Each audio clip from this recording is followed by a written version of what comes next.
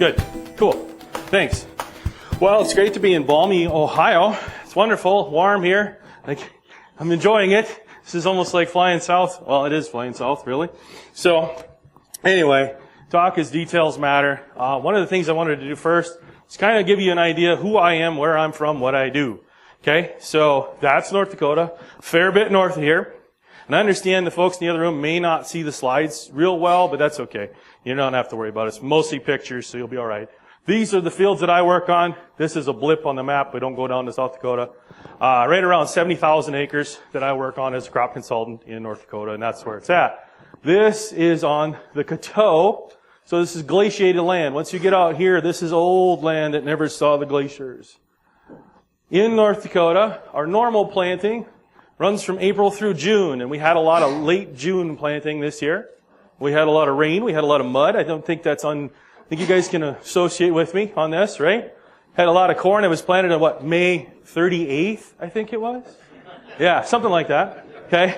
You hear what I'm saying? Some of that's at 270-day corn, too, by the way. I'll show you some pictures. Our first frost is normally in late September and October. Corn GDU is 2,200, so a lot of guys are growing 85 to 95-day corn. Anything more than that, and they're kind of asking for trouble. Okay? Soybean maturity is anywhere from a 0.3 to 1.4 in my territory. The further north you go, you get to 007s, 003s. Okay? Doesn't take very long to get done. Average rainfall right around 15.5 inches. That's during the season. Last year we had 34. Which sounds like about what you guys normally have. That's your average, but you had what, double that last year too? Right in that neighborhood? So we all know about water, and 30 inches of rain for us was a big deal. This is our soils. Thank you, Canada. Those are rocks in the background. Some of those are as big as the truck, honestly. A lot of granite. But honestly, we have some really new soils. They're not very old soils. And this glacial till is really fertile. Really good land in general. Okay? Now, about me. I'm not here to sell you anything. I came down for the free meals and the free CEU credits, okay, as a CCA, and to get out of North Dakota. I don't sell product, I don't sell fertilizer, and I don't have any problems with people that do. Okay, understand that. My job is, as a crop consultant, to go out and check the fields and see what's going on. We make weekly visits to every field, give a report to the farmer, and then we make prescriptions. So I very much liken it to plant doctor, and I recently finished that degree in Nebraska, so I can actually claim that. Okay, so that's what I do. I also don't have a book to sell you or anything else like that. Okay, so just keep that in mind. I'm here to try to sell you some ideas today and to give you a little bit of a framework and hopefully set you up for this conference in a good way. So that's my title, Details Matter. The idea of new ideas and new skills. And new ideas and new skills and new things. Hopefully that's what you're coming here, to learn things and take things home and bring them with you. I want to talk about that. I'm going to touch on assessment. I'm also going to talk about building systems, because it's more than just trying one new idea. When you change one thing, you change lots of things down the chain. I think everybody knows that. Then I want to talk a little bit about experts, including me. Okay? I'm hoping to be memorable. So that's why we have the yo-yo up there. That is my yo-yo. And if you want to tweet about me being a yo-yo, I'm fine with that. That's cool. You don't see many guys with the bald head and the beard. Okay? It's not uncommon. But the reason for the yo-yo is I want to use this as a metaphor today to talk about it. This is a very simple thing, right? It is an axle with a string. It goes down, and hopefully it comes up. Pretty much anybody can do this. How many of you had a yo-yo and admit it? Come on. There we go. All right, most of you. How many of you don't know what a yo-yo is? Okay, right? So this is the whole idea. It's a very simple thing. It's a very simple tool, and it's very straightforward. Fun. This is the number one reason why I'm using a yo-yo for my talk. After 2019, we needed some fun in our agriculture, right? And it's still going. So hopefully that's part of this. You'll get a little fun out of this. Everyone can do it. One of the main points is you need to learn it if you want to do it. And if you want to do it, I do have some yo-yos for giveaways. I don't have hundreds of them, but I do have a few. The other thing is that you can't slow it down. I think this is a really good metaphor for agriculture. So when your kids are learning an instrument, the first thing they do is play the song really slow. right? That's the whole point of it. This yo-yo is related to gravity. You can't slow it down. Can you slow down farming? Not at all. It comes at you full speed and you have to be ready for it. And if you're going to do things and change things, then that's part of your deal. All right, so here I have the yo-yo. This is the simple thing. The first thing you want to be able to do is do the sleeper, which means it stays at the end of the string. You throw it down and it stays there. That's your first trick. Second trick that I want to talk about is when it doesn't come back. Because this is the most common thing that's going to happen, especially when you start yo-yoing. And you can do this. That's fine. But that gets really old, because that's mostly what you're going to do for the first 3-4 days of this. Okay? So, second trick you learn with yo-yo is this. It's called the fast wind. After you screwed up a million times, you'll appreciate that trick is really, really important when you're trying to learn something.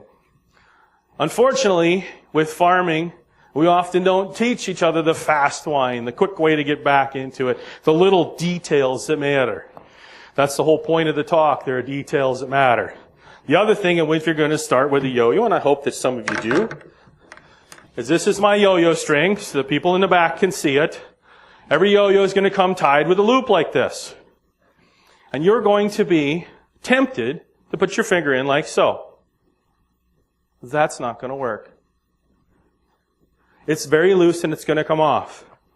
This knot is, however, tied for a reason. It's tied to be a slip knot. So let you do this. Now you put your finger in here and you tighten it. And it stays on your finger. That's a trick that not everybody tells you. And if you want to learn a few tricks about no-till that not everybody tells you, come to my next talk.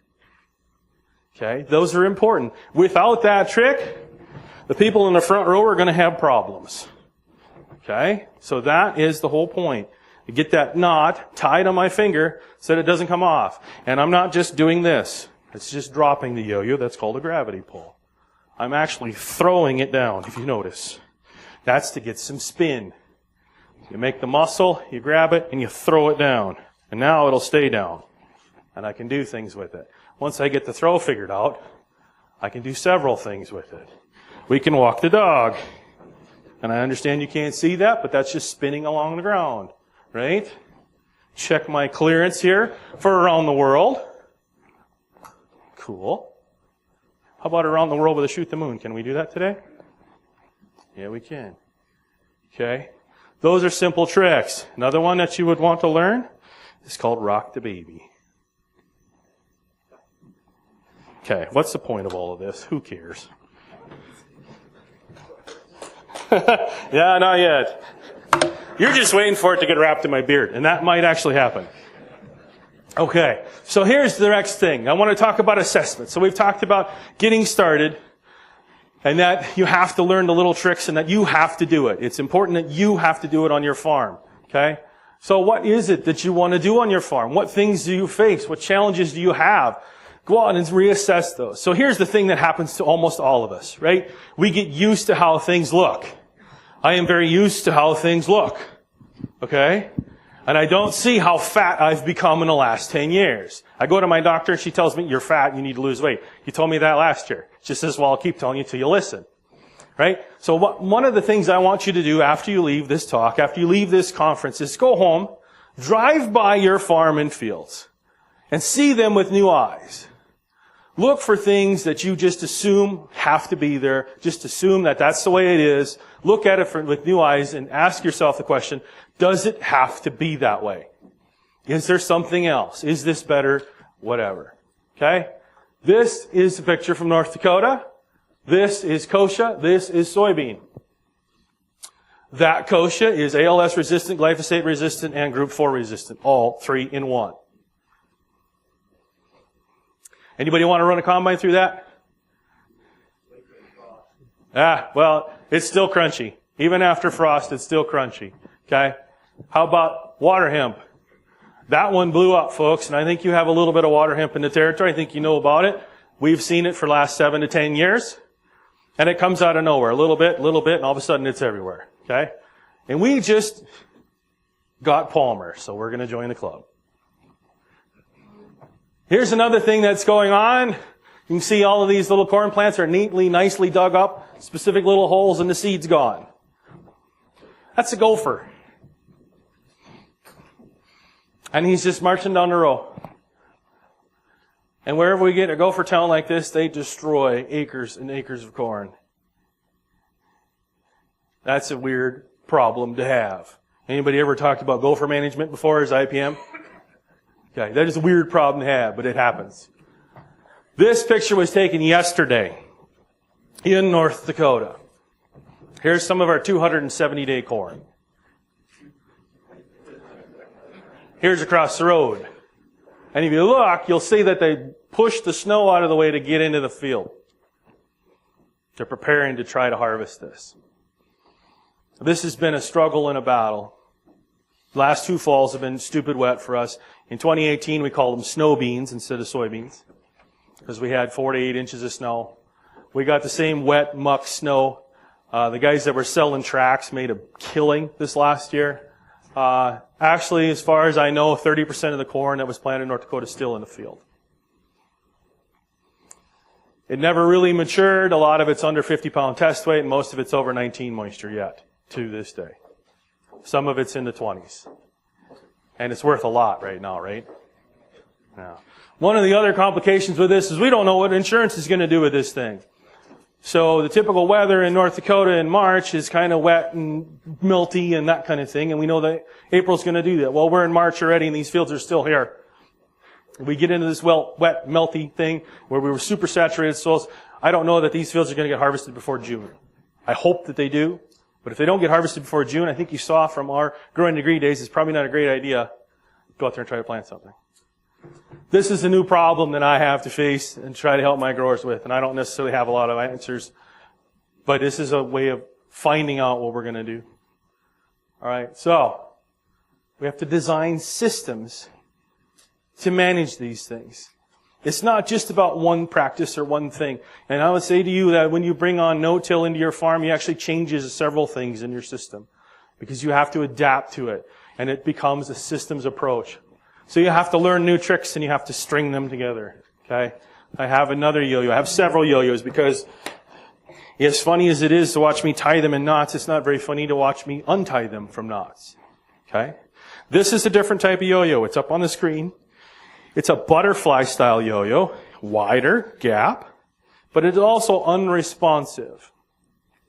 So when I throw this one down and I jerk it back, it does not come back up. So you actually have to learn a trick to bring it back to your hand. But with this yo-yo, checking for clearance again, we'll see if I can do this without hurting something. There are different tricks that you can do. Well, missed it, and missed it again. There, got it on the string. Wow, whoop-de-doo. Okay. Now you can do that with a regular yo-yo. It's just a little bit harder to land it on the string. You saw I already had trouble with that. Another trick for this one is called a barrel roll. Get it on the string. And roll it through. Now that didn't work quite as well, but you know what? I'm not a professional yo-yo player, so that's okay. I'm an agriculturalist. One of the ones that just tends to be a crowd pleaser is this one.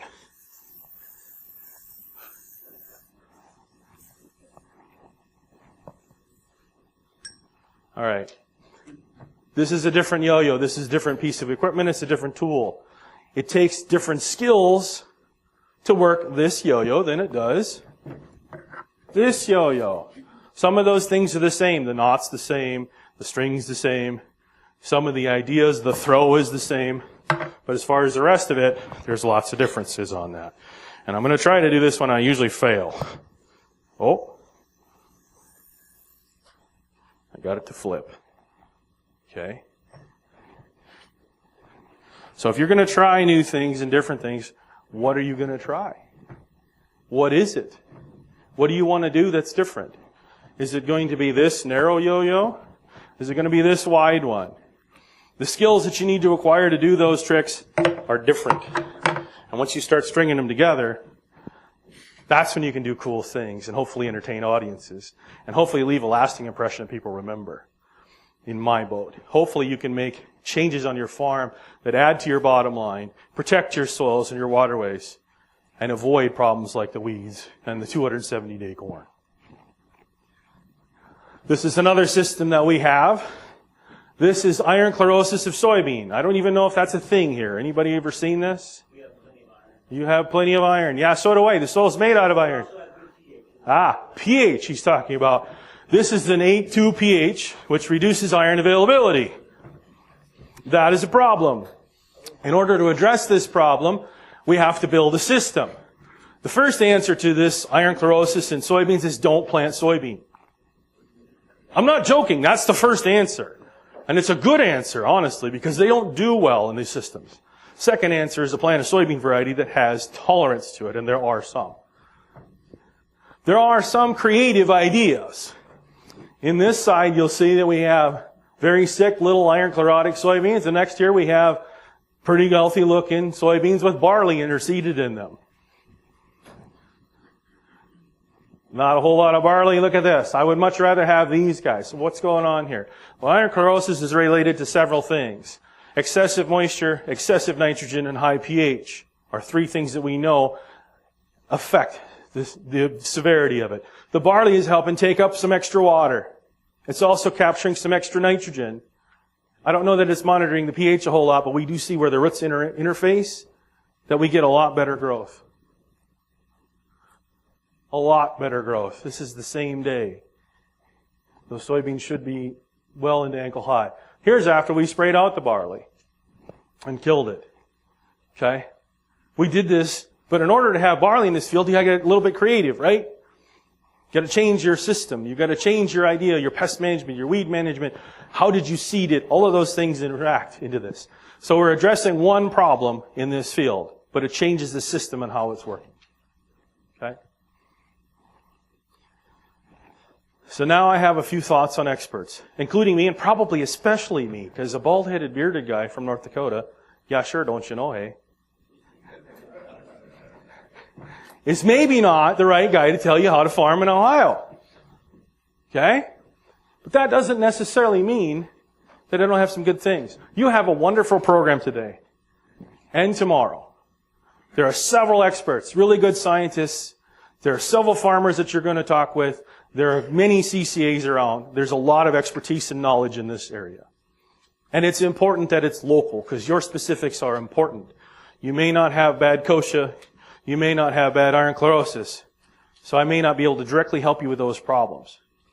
But I do still understand plant growth. I know what soybeans look like. I know how soil chemistry works. So that doesn't mean that your experts can't really help you with things.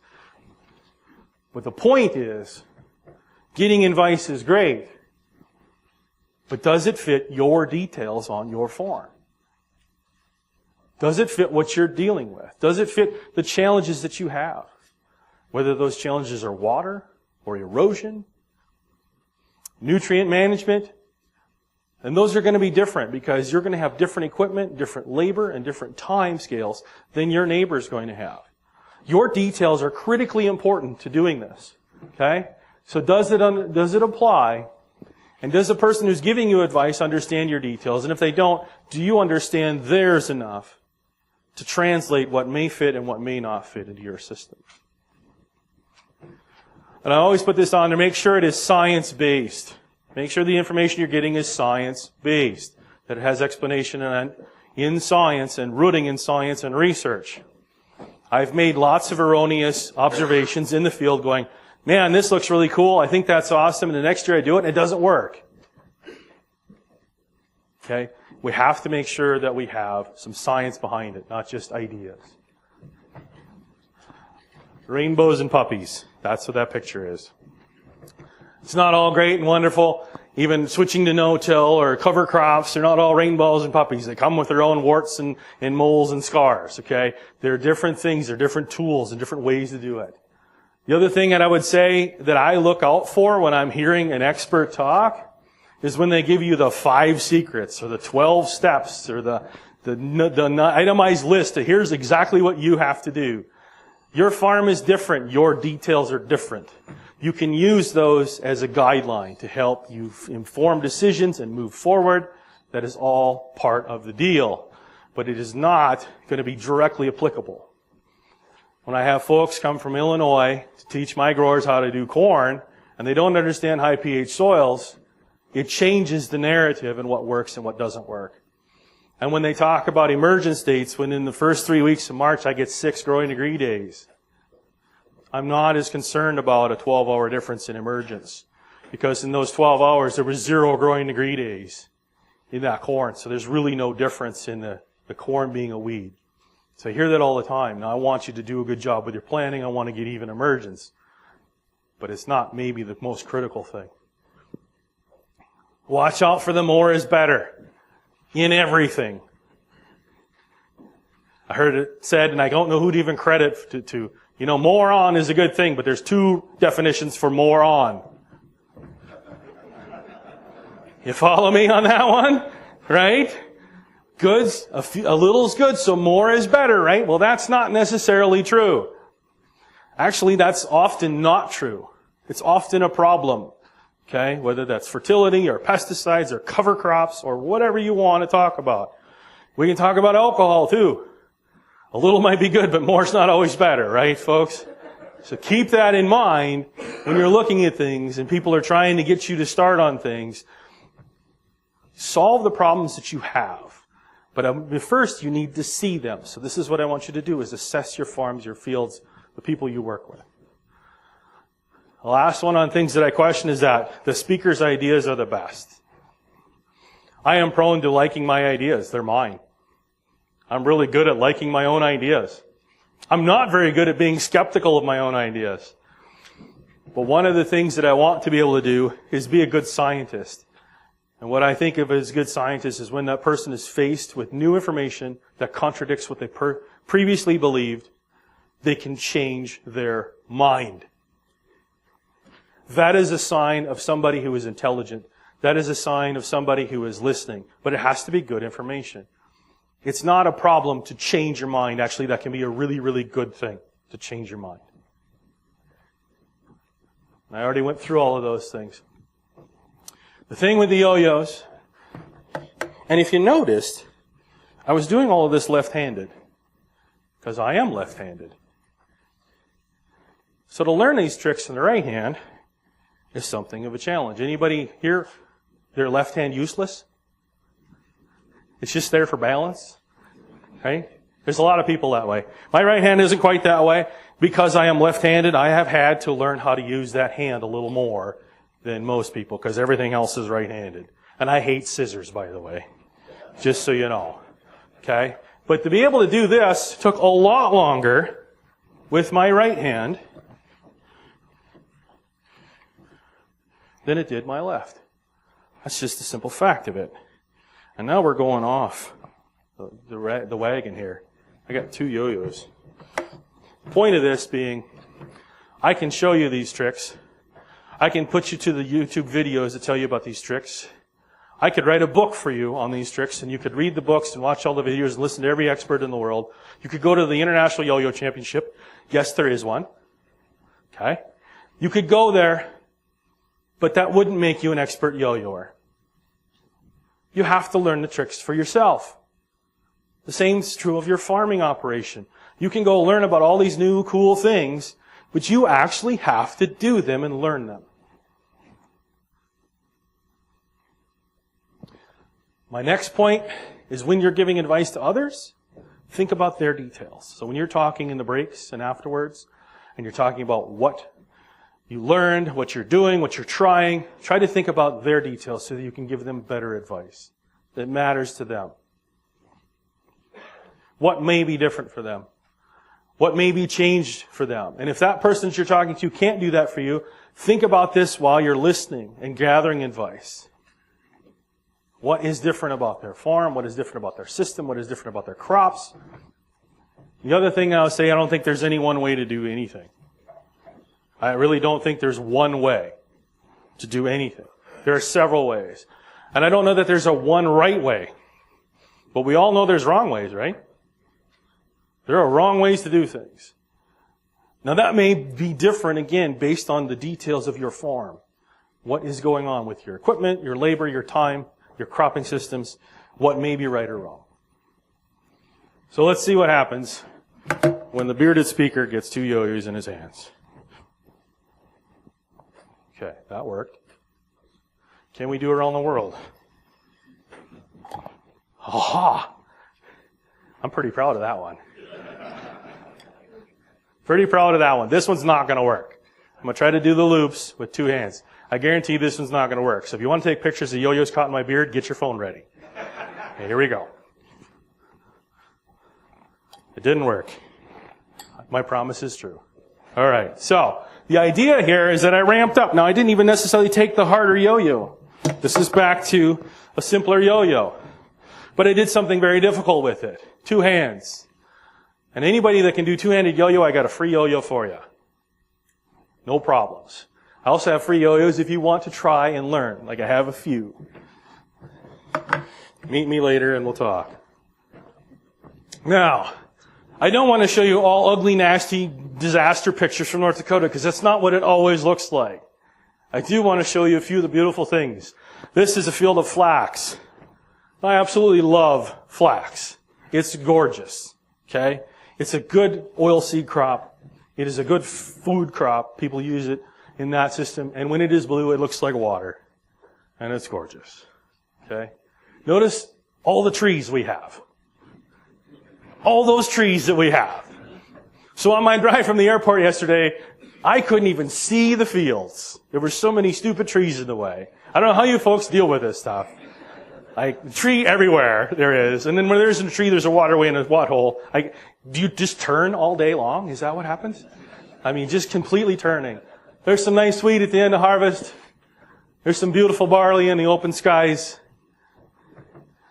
I love my job, folks. I love to work outside. I love to work with farmers. I'm very interested to talk with you and learn about Ohio. Learn about the challenges that you have, the challenges you have in your farms, your systems, the whole gamut. Please share with me now and later. This is a section. This grower wants to farm mile-long rounds, but it doesn't really work in our system because the soil has changed and varies so much. So he has actually cut this field up into smaller pieces. And after seeing some of the field sizes, I think you guys would love to have some bigger fields, but I don't know. Maybe I'm wrong. But, so a half section is a pretty common field in North Dakota. This is not quite, he changed this. So he's taken this section that he used to farm as one and he split it up into different things. This is corn with really bad Goss's wilt. We learned about that. And that variety is nothing we're going to pick again. This is soybean with some excess water, and this is a saline area. And if you want to learn more about salinity, come to another one of my talks. I'll talk a little bit about it. But that's actually where we have too much salt in the surface of the soil that it causes the death of our crops. Soybean and corn are 2 of the worst crops. So we actually planted barley in these areas here. Little scattered around, little cut up jagged areas in that field. Because the barley will grow and the soybeans will die. So in this situation, he's gone from negative $270 an acre to plant soybeans to positive $50 an acre to have barley. Even though the barley's not a big win, it's not a negative. And when you think about planting that and you get 0 yield on it, what does that do to your proven yield on those fields? What does it do to your insurance rates? What does it do for your weeds and all of that type of stuff? So this has been a huge benefit. But spraying that is a disaster and a nightmare. Managing that is a very different thing. So this grower has had to change his system in order to do that. Now there are tips and tricks and techniques. We're using dicamba soybeans, and dicamba is also labeled on barley. That's one of the ways that we're working through that. There are pre-emerges that you can use in situations like that. Okay, some of your yellows will work. But it's one of those things that we're changing these ideas. As the fields tend to be square. If you look in the background, you can't really see them. They're square. Okay? Now, just so you remember this ugly dude, I brought stickers. And I think I'm going to put some down towards the registration table. If not, they'll be in the exhibitor area. And then I'm going to take a roll with me to the chapel, I think is where I'm at next. Steal a sticker. I don't care if you put it on your neighbor's tractor. That's fine.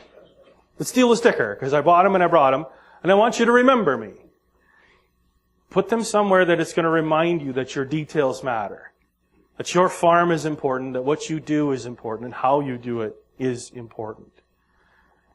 And just because somebody told you to do it a different way doesn't mean it's necessarily going to work. But it's also not an excuse not to try. Because, as we just learned from Mr. Bloomberg, farming is easy. And I will say that the yo-yo is actually easy, and anybody can do it. And that's the point of this talk, is that your details matter, and that anybody can do these things. But you still have to practice and learn how they fit for you, and what makes a difference. So I want you to practice. I want you to pick up new skills. And I want you to get frustrated, because that's part of learning. Okay? But eventually, you'll get to the point where they work. That was what I had prepared. I would encourage you to go to other places for information. And I'm going to plug North Dakota Soil Sense. If anybody likes podcasts, this is a really good one. There's 14 episodes on the first one, and they just started running the second series. If you're interested and bored, definitely go and listen to these podcasts. And they talk about conservation. They talk about soil health. They talk about reduced tillage. They talk about cover crops. They talk about lots of different things. It is in North Dakota, so it probably doesn't all apply to Ohio. But it's still about plants and soils and chemistry. It should apply to you in some way. Make sure you check out your details and how they're going to matter and the importance of that. I ended a little bit early, and I tend to do that. But I like to have questions and discussion.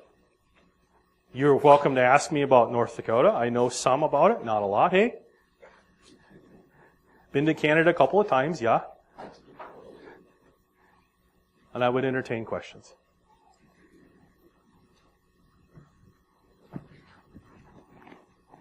You're not just going to sit here and watch me play yo-yo, are you? In your area, are they doing intercropping very much? And so what type of intercropping? Are they doing intercropping in my region? Very much. And if so, what crops? Very much, absolutely not. Are we doing intercropping? Yes. Okay. I actually showed you one example. The barley with the soybean is an intercrop. We're not harvesting that barley, so it gets a little fuzzy, but it's growing at actually the same time. We did some intercropping this last year. I don't know if I have pictures of that on here. No. Okay, so the one intercrop that we did, we use a lot of field peas. So field peas is a nice legume for us. It's a cool season legume. And it works really well in our lighter soils, our sandier soils, the places that would allow a whole lot of water. Because the field pea uses water early on in the season and not so much later on in the season. So it's using water in May and June, and in July it really doesn't care. It's about done. Versus soybean, which needs most of its water in August, right? And we tend to be dry in August. So lighter soil is not a good place for soybean. So we've been planting field peas for a number of years. Field peas will get waist high. They do really well. Right before harvest, they get about this tall. About 3 inches off the ground. They fall over flat. There's really no structure to them to hold them up. And so that's a major issue. And several of the guys that I have that have field peas have changed their harvesting equipment. And the one guy says, yeah, we were going record pace this year with the combine. We were 1.6 mile an hour. That was awesome. Okay. 1,000 acres of field peas at 1.6 mile an hour is a long day. Okay. So what we tried on this situation was actually planting that flax with the field pea. Flax is a very rigid stem, a very tall stem. It actually likes cool weather, and it matures at about the same time. The other thing when we're doing intercropping is we really look into seeing seed separation. What is the size of the seed? So field pea is larger than a soybean, and flax is smaller than wheat. So separating those two is actually fairly easy after the end. And the bolls thrashed out with the field peas. And the flax held the field peas up. Instead of 3 inches tall, they were about 8 to 10 inches tall. But that doubled and tripled his combine speed. So it made for a significant change. Now, we did 12 acres of that just to see how it was going to work. Okay? That was the main intercrop that we've seen. There are folks a little bit further north than me that are using pea and canola. Piola, they call it. Oh, by the way, our flax and peas is called fleas. Okay? Pea and canola, again, seed sizes are very disparaging, very different. Herbicides, there's a few herbicides you can pick that'll work. And and the peas climb up the canola, so harvest is a little bit easier. Okay? That we've done. This year I had an accidental intercrop. Well, accidental on purpose. So the field was prepped for corn. We variable rate spreaded our nitrogen out there. We were going to seed it, and we started getting rain and didn't quit. So it got spread on May 4th or 5th, and we got back to that field about June 4th or 5th. It's no longer a good idea to plant corn. Like, we knew this. It was a very bad idea, but I had over 100 pounds of N out there. And I know that putting soybeans on 100 pound N is not a good thing. We get a lot of white mold in our territory, and the soybeans don't fix nitrogen very well when we do that. So we actually seeded spring wheat with the soybean at the same time. The goal there was actually to try to catch that nitrogen like we've done with the barley in the past, and try to help those soybeans get away from white mold a little bit. Seeded it on purpose. Did that whole thing. We did leave a little bit of spring wheat for later, but the soybeans got way too tall. You know, we just could not get in there to harvest them. We thought we'd do a lot more damage than good by trying to go after that spring wheat. Besides, our spring wheat was terrible this year. We had vomitoxin, we had falling numbers, we had sprout, we had scab. It was just one of those great years. So it was not worth going after the wheat. So those are a few of the intercrops that we've tried and done. We're going to do more. We do a lot of cover crops in season with some corn, especially. Thanks for the question. Others? What percent no-till do you have? What percent no-till? Depends on where you're at in the state. Let me go back to that first slide and show you the state. Wow, I had a lot of pictures. Cool. There. Okay. So, once you get to the center of the state, or just a little bit there, Bismarck and west towards Montana, 90 to 95% no-till. The vast majority. Their rainfall is anywhere from 8 to 10 inches a year. Are you surprised that they're doing no-till? No, you shouldn't be. Okay? In this center part right here, the drift prairie, as it is on here, I'd say about 30 to 50% no-till. Okay, this is at 15 inches of rainfall where I'm at. It used to be more. It used to be 50% pretty solid, pretty continuous. And then we started getting rain in the late 2000s, and it's been rainy and wet ever since. And one of the things that folks are using to manage the water has been tillage. And it does do that, but there are issues with tillage, erosion, water loss, structural loss. I would like to see that number go back up to 50 and get to 90 to 95. Now, we have the Red River Valley right here, this narrow little band on the eastern side. These are very heavy clay soils, and it's about 10% no-till on a good day. Okay? Very small number. It can be done on any of these soils. I think no-till can be done anywhere. But how folks do no-till on Dickinson versus how they do it in Fargo are very different things, because their soils are different, the rainfall is different, the crops are different, the details definitely matter. And we're still working on that. And I will say here in the Red River Valley, you don't start with no-till, you start with cover crops. Because the first thing they have to do is manage your water. Too much. There was another question here. How about gophers? How big a problem is that? Is there anything that could be done? How big a problem are gophers? Well, about 22 caliber lead does a pretty good job. However, they get smart to that. How big a problem are they? They're not a huge problem. I shouldn't say that they are, but they're very common around a lot of areas, especially grassy areas next to pastureways and that type of thing. They love corn, they love soybean, and they will continuously come in and eat acres and acres into them. And as far as solutions, they really don't have good solutions. Poisoning, there aren't many left that we can use for that. Okay, harassment is probably the biggest thing. You try to get them to move away, but they know how to go underground. So that 22 works for the first 3, 4, or 5 days, and then after that, you don't have a whole lot of success. There are some seed treatments that are supposed to repel them. However, I think that's how the gophers find the seeds, is by smelling them. Honestly, because if you look at that picture, my gophers only dug where they absolutely had to. They dug a little hole there, and a little hole there, and a little hole there. They didn't dig down a row. And they'll find the seeds before they come up. So, but the bigger problem we have is actually Canada goose.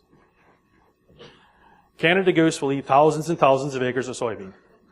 Again and again and again. I have a solution for that, but I can't get the farmers to stick with it. You saw me, I had planted barley with the soybeans. If we plant barley, oats, winter wheat, cereal rye along the waterways, those goose don't want to go any further away than they have to with their babies. And they'll eat grass. They love grass. Like I hunt goose in wheat fields because they love that kind of stuff. And if we plant strips along the waterways of those cereal grains, it keeps them out of the soybean. And they come back and come back and come back. We've had success with that, but then the grower that I worked with decided that they're weeds, and he doesn't like leaving it long enough, so we spray it out too early. And then what ends up happening is they get the soybean anyway. This is great. Other questions? In the back. You didn't mention anything about mare's tail. Did not say anything about mare's tail. Yes, I do have mare's tail. It is a problem. We have ALS resistant and Roundup resistant mare's tail for sure. In no-till situations, mare's tail is a significant problem for us. Okay? There are two main things that I'm doing with that. One is cereal rye as a management for mare's tail. Okay? We're using cereal rye planted in there to compete with it and to try to choke it out. And then we're planting into soybean next spring. But we're tag teaming that with fall applications of 2,4-D and some other sprays to try to get some fall control of mare's tail. The thing that I've seen about our mare's tail populations in the last few years is it doesn't all germinate in the fall. Lots of it germinates in the spring and even into the late spring. So it's changing. It's adapting to our system. And that's how biology works, folks. It changes and adapts to your system.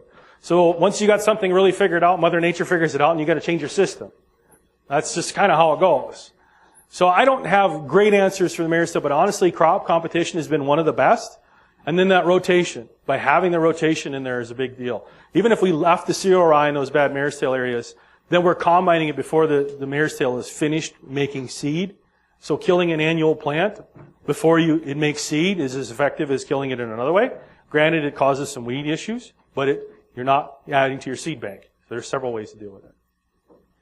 That's the best solution I have. If you got better ones, let's talk. We have livestock. What do we have for livestock? Again, back to this. Am I going the right way? Yes, I think so. This matters. Livestock, very little. So the majority of the livestock in North Dakota are cow-calf operations. That's the vast majority of it. There are some small hog operations. There really aren't a whole lot of poultry. It just isn't, okay? So here, little to none livestock in the Red River Valley. That is flat, square ground. You need to come to the Red River Valley because on a mile, there might be 6 inches of rise or run. It is that flat. Okay? There are places that it's that flat. Once you get to where I'm at here, there are some cow-calf operations and more so along this little Missouri plateau here because this is where we get into the prairie pothole country, some rolling hills and that type of stuff. And tile drainage for us is a legal issue, not just a logistics issue, as we are in one of the last North American flyways for ducks and geese. So whether or not you legally can drain that is an issue. We have a lot of cow-calf operations out here. And once you get a little further west, you get into Dickinson, you'll start seeing some sheep and stuff like that. But there's a lot of cattle in that area. This land, these soils are very thin. The surface layer of these soils, 6 to 8 inches of topsoil. You go to Fargo and you're looking at feet of topsoil, black earth, feet of topsoil, 6 to 8 feet, if not more. They got another 15 minutes for me unless you really want to have coffee. Here's one. Yeah, well, I just, you ever crossed the line to get to South Dakota, meet with the hefty boys, just kind of curious. Ooh, you had to bring that up. Maybe I should have said that. Remember when I talked about science? There's a reason why I bring up science. Okay? Versus just observations. I'm not against observations.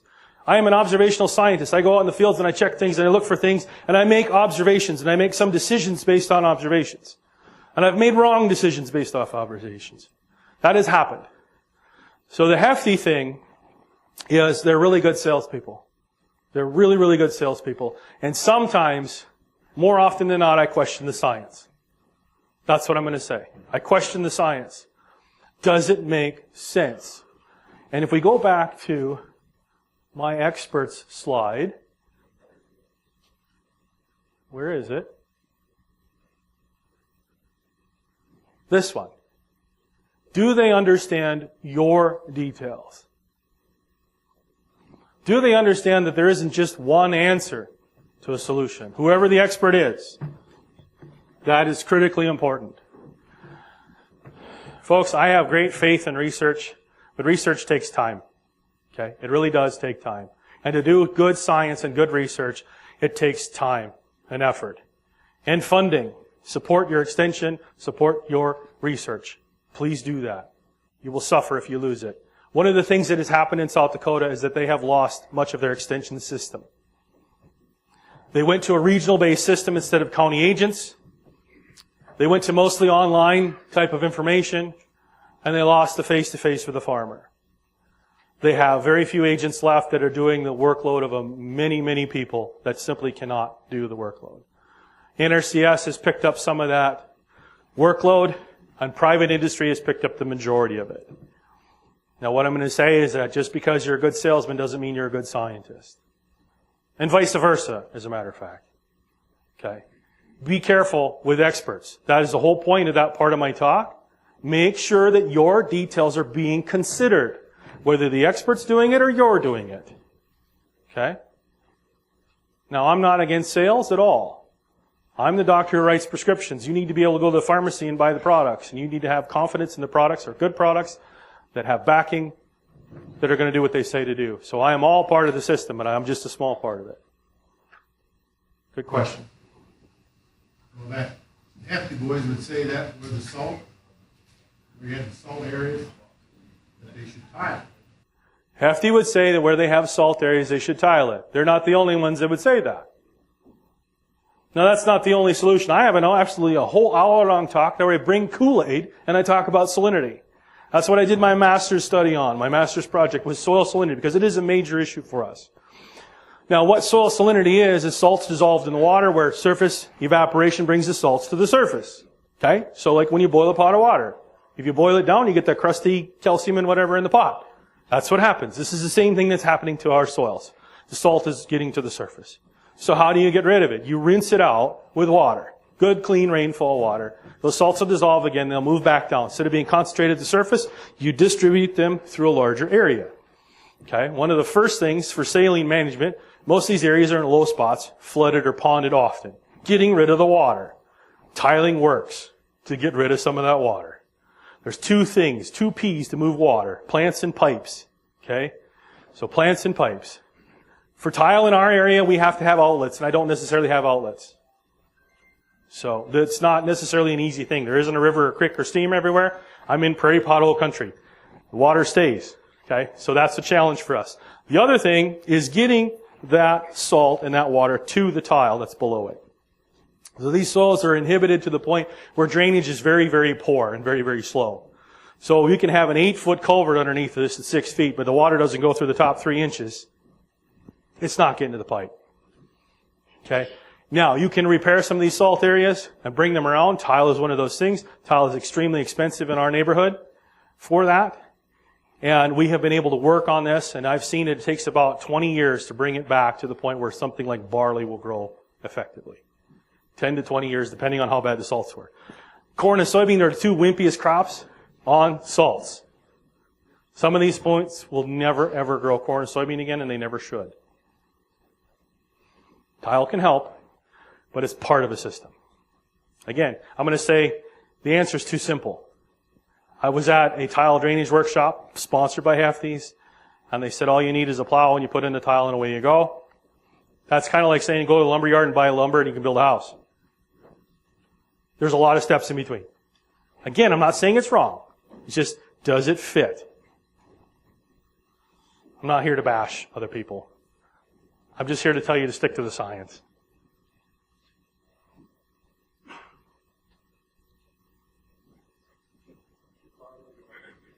What is our barley? The barley market. Okay, 2 major markets for barley for us. The first one is malt. Drink Bush beer. That's who buys our barley. So mostly 2-row barleys. That's the main one. That's the one we're going for. And then if we don't quite make malt quality, which it's a specialty market, the second one is a feed grade market or the dog food market. That's really where it's going to. But that's actually where field peas compete. So those 2 crops actually compete with each other in the dog food market, especially. So it's a significant market, but it's not as big as the corn and soybean market. And feed barley is not going to make money. Malt barley is a good crop that makes money. Cool. I can let you go early too, that's fine. I'll be here for 2 days. Whoa, one more. Just curious with your northern climate, how cover crops, what innovative ways do they talk to get it done? With the northern climate, how do cover crops work? I love this question. So when I go to different states, I've been to Nebraska, I've been to Iowa, now Ohio, I've been in South Dakota, I've been in Ontario, which is south from me by a long shot, as a matter of fact. I fly south to go to Canada. I always hear, wherever I'm at, so we're in Ada today, and typically people talk about cover crops. So you guys south of here, you got a longer growing season, but us to the north, we can't get cover crops in. Well, I've been north of pretty much everywhere, and we get cover crops in. And yes, it is a challenge. One of the things is it changes your system. We're adding small grains to the system to make sure we can get cover crops in. The field pea is harvested early. It's harvested in August, maybe end of July. So it gives us time to put cover crops into that system. Spring wheat, harvested early, same thing. Cereal rye, harvested early, same thing. Gives us space. Now, for the guy who no longer has a drill, because all those crops are seeded with a drill, and he's corn and soybean, we're using it in the corn. That's what we're doing it. But my corn is actually fairly leaky, and I don't know about your corn. So there's a fair amount of light that gets through our corn. And we've been able to broadcast cereal rye in it multiple times of the year. Anywhere from tasseling and later, all the way up to side dress nitrogen timing is when we're doing most of it. And that's when I like to do it. Okay? At about 16 to 24 inches tall, we're putting on side dress nitrogen, and we're doing, blend of AMS and urea. And then the guy I like doing this the best, he's got a 2-bin tank and he can variable rate cereal rye in that system. Because we do have some rolling hills where I'm at. And so I don't want as much cereal rye on the hill as I do in the low spot. I want a much higher rate because there's more water there. So we're variable rating that rye. We're still working on figuring that out, just what rate should be and how to get that to work. And we're putting it in at that stage. Cereal rye has been very tolerant to most of the herbicides that we're using. Now, my rates in North Dakota are different because I'm frozen for 4 months of the year. So degradation rates are different. So my herbicide rates tend to be lower. That's an important consideration about my expertise in this, and where I'm at could be very different from where you're at. Okay? So we're using a half a pound of atrazine, not a pound or 2. Okay, keep that in mind. But that cereal rye gets started with the first rain. The corn takes off after we've given it a jag of nitrogen. It grows underneath and it's very spindly, very sickly. Doesn't do very well. But when we harvest, it comes on. It makes it through our winter. It's there next spring, and we direct seed into it with soybeans green plant. That's the main ways we're doing it. Changing our cropping system, because corn and soybean are so lucrative right now. That was a joke, by the way. And looking for specialty markets of barley, oats, wheat, cereal rye, that kind of thing. All right, I'll be around. Thanks.